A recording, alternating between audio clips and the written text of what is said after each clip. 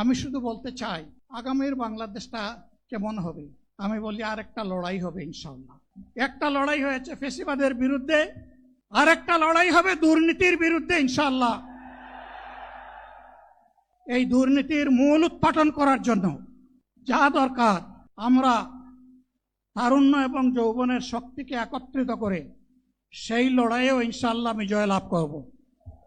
প্রিয় ভাইয়েরা,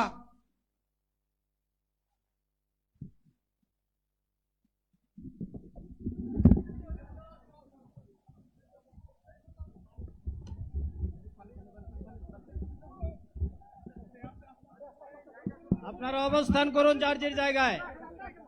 আপনাদের সবকিছু দেখার জায়গা স্থান পরিবর্তন করবেন না, সবাই জায়গায় থাকেন, সবাই তার নিজ নিজ জায়গায় অবস্থান গ্রহণ করেন, সবাই তার নিজ নিজ জায়গায় অবস্থান গ্রহণ করেন। আপনারা নিজ নিজ জায়গায় থাকুন, প্রয়োজনীয় দিক নির্দেশনা দেওয়া হবে। আপনাদের উত্তেজিত উদ্বেলিত হওয়ার কোনো কারণ নেই। মহান রাব্বুল আলামিনের একান্ত মেহেরবানিতে আমাদের প্রোগ্রাম আলহামদুলিল্লাহ, শুকরান, আলহামদুলিল্লাহ কাসিরান। সম্মানিত ভাইয়েরা, আপনারা সম্মানিত ভাইয়েরা, আল্লাহ রাব্বুল আলামিনের রোশের মেহমানিতে এই গরমের সদরে মাহফিল মুহতারাম আমিরে জামাত চিরাই সুস্থ হয়ে যাবেন ইনশাআল্লাহ। আমি আল্লাহ তাআলার শুকরিয়া আদায় করি, আল্লাহ তাআলার শুকরিয়া আদায় করি আবার আপনাদের সামনে দাঁড়াতে পেরেছি। আমি বলেছিলাম দুর্নীতিমুক্ত বাংলাদেশ ইনশাআল্লাহ সবাইকে নিয়ে আমরা গড়ব। আমরা কথা দিচ্ছি বাংলাদেশ জামাত ইসলামী যদি আল্লাহ তাআলার মেহেরবানি এবং সরকার জনগণের ভালোবাসা নিয়ে সরকার গঠন করে, তাহলে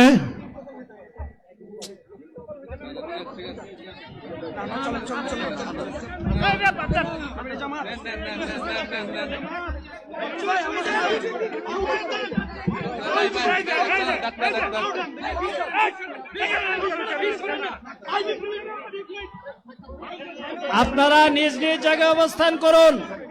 আমাদের স্বেচ্ছাসেবকগণ আছেন, সংশ্লিষ্ট বিভাগের দায়িত্বশীলরা আছেন, তারা প্রয়োজনীয় ব্যবস্থা নেবেন। কারো মাইকের সামনে আসার দরকার নেই।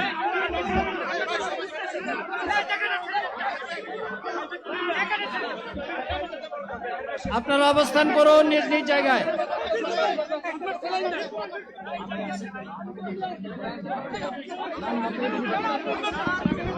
সবাই মেহেরবানি করে শান্ত হয়ে বসুন, শান্ত হয়ে বসুন, শান্ত হয়ে বসুন।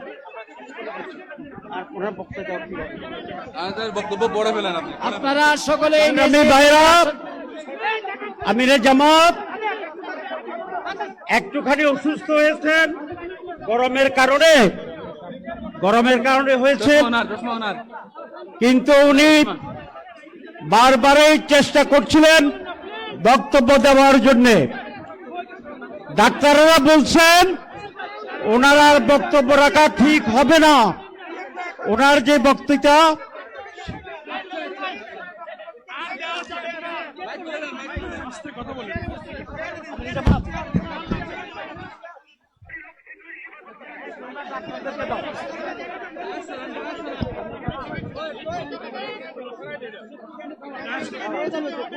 আপনারা নিজ নিজ আসনে উপবেশন করুন। সংগঠনের দায়িত্বশীলগণ প্রয়োজনীয় দিক নির্দেশনা দিবেন। আপনাদেরকে নিজ নিজ জায়গায় অবস্থান করার জন্য অনুরোধ করা হচ্ছে। দেন না এখানে আপনাদের এই ড্রোনগুলো আলহামদুলিল্লাহ, আলহামদুলিল্লাহ। আরে আল্লাহ যত সময় হায়াত দিয়েছেন, আল্লাহ যত সময় হায়াত দিয়েছেন তত সময় মানুষের জন্য লড়াই করব ইনশাআল্লাহ। এ লড়াই বন্ধ হবে না। বাংলার মানুষের মুক্তি অর্জন হওয়া পর্যন্ত আমাদের লড়াই অব্যাহত থাকবে। বলছিলাম জামাতে ইসলামী যদি আল্লাহর ইচ্ছা এবং জনগণের ভালোবাসায় বাংলাদেশের মানুষের সেবা করার সুযোগ পায়, তাহলে মালিক হবে না, সেবক হবে ইনশাআল্লাহ। আজ আমি ঘোষণা দিচ্ছি, লক্ষ জনতাকে সাথে নিয়ে বাংলাদেশ জামাতে ইসলামী থেকে যারা আগামীতে সংসদ সদস্য হিসাবে নির্বাচিত হবেন, আরে আপনারা কথা বন্ধ করেন, আপনারা কথা বন্ধ করেন, সবাই বসে পড়েন, সবাই বসেন, বসেন, কেউ দাঁড়াবেন না, সবাই বসেন। যদি আল্লাহর ইচ্ছায় জনগণের ভালোবাসায় বাংলাদেশ জামাতে ইসলামী থেকে সংসদ সদস্যরা নির্বাচিত হয়ে সরকার গঠন করেন, তাহলে কোন এমপি, কোন মন্ত্রী আগামীতে সরকার কিন্তু প্লট গ্রহণ করবে না। কোন এমপি এবং কোন মন্ত্রী ট্যাক্সবিহীন কোন গাড়ি চড়বে না। কোন এমপি এবং কোন মন্ত্রী তার নিজের হাতে কোনো টাকা চালাচালি করবে না। কোন এমপি এবং কোন মন্ত্রী যদি তার নির্দিষ্ট কোনো কাজের জন্য বরাদ্দ পেয়ে থাকেন, কাজ শেষ হওয়ার সাথে সাথে বাংলাদেশের 18 কোটি মানুষের কাছে তারা তার প্রতিবেদন তুলে ধরতে বাধ্য হবেন। সম্মানিত বন্ধুগণ, চাঁদা আমরা নিব না, দুর্নীতি আমরা করব না, চাঁদা আমরা নিতে দেব না, দুর্নীতি আমরা সহ্য করব না। এই বাংলাদেশটাই আমরা দেখতে চাই। যুবকদেরকে আমরা স্পষ্ট ভাষায় বলতে চাই, বন্ধুগণ, তোমাদের সাথে আমরা আছি। আমি আজকে জামাতের আমির হিসাবে এখানে কথা বলতে আসিনি। আমি এসেছি বাংলাদেশের 18 কোটি মানুষের একজন হয়ে কথা বলতে। আমি শিশুদের বন্ধু, আমি যুবকদের ভাই,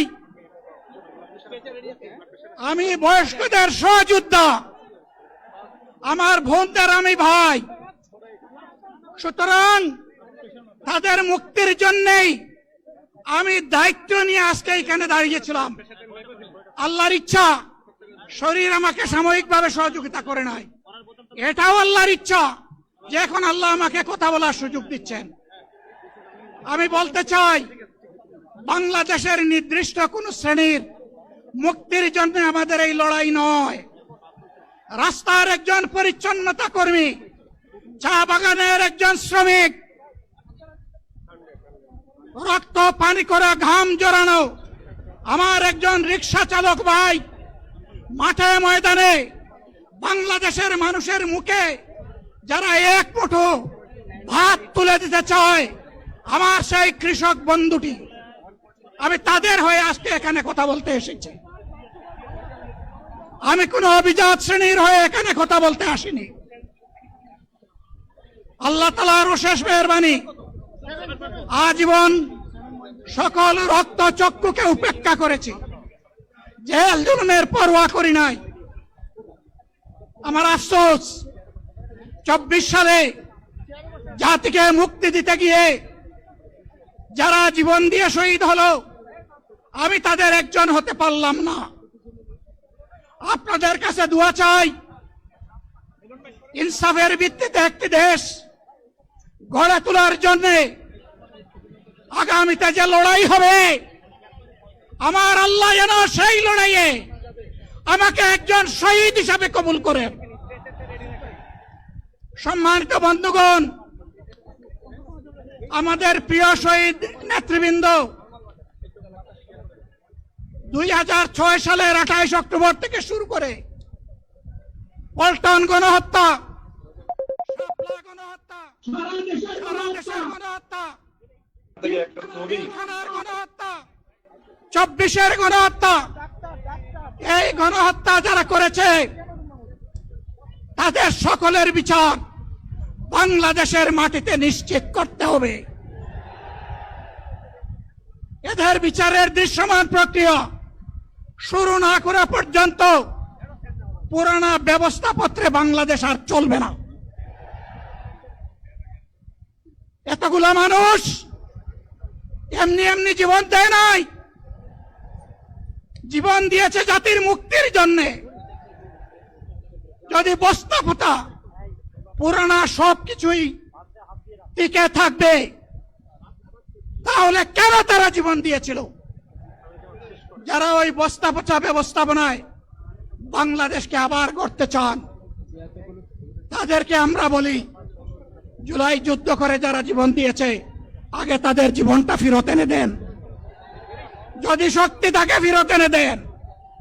আপনারা পারবেন না, যেহেতু পারবেন না, কাজেই নতুন ব্যবস্থায় নতুন বাংলাদেশ গড়ে তোলা হবে ইনশাআল্লাহ।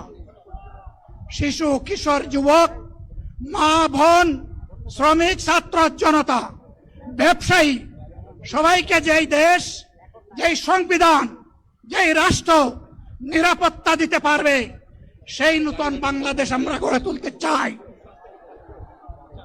ভাইয়েরা, আমাকে সবাই চাপ দিচ্ছে, কেউ বলে ভাই শেষ করেন, কেউ বলে চাচা শেষ করেন। আমি তাদেরকে নিশ্চয়তা দিয়ে বলছি, আমার মৌত আমার আল্লাহ নির্ধারিত সময় থেকে 1 সেকেন্ড আগে হবে না, এবং হায়াত যা দিয়েছেন তার 1 সেকেন্ড আগেও আমি যাব না। অতএব মহান আল্লাহর কাছে আবারও তৌফিক চাই। আপনাদের কাছে যে কষ্ট হয়েছে, আপনারা, আমি তো এখানে শান্তিতে বসাচ্ছিলাম আর চতুর্দিকে শুধু দৃষ্টি বুলাচ্ছিলাম, কি কষ্ট হচ্ছে আমার ভাইদের। প্রিয় ভাইরা, এই কষ্ট আল্লাহর জন্য। এই কষ্ট কার জন্য? ইনশাআল্লাহ আল্লাহ তাআলা আপনাদেরকে তার উপযুক্ত যা দুনিয়ায় দিবেন, আখিরাতে দিবেন। আপনাদের এই ত্যাগের বিনিময়ে নতুন বাংলাদেশ আমরা পেয়ে যাব। আসুন সেই নতুন বাংলাদেশের জন্য একবার স্লোগান দিয়ে শেষ করি, নারায়ে তাকবীর। আসসালামু আলাইকুম ওয়া রাহমাতুল্লাহ।